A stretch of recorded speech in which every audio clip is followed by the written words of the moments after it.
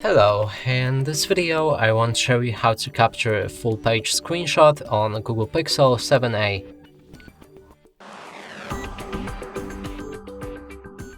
And to do this we'll need to open any app that allows us to scroll down. In this case I chose the settings. Now make sure that you're on top of a page and then click on the volume down button and the power key at the same time.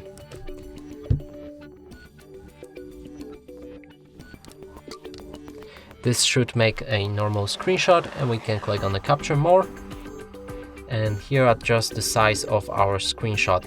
So let's make it full page as I mentioned and click on save. When it's ready we can check our gallery and we should be able to find this full page screenshot there.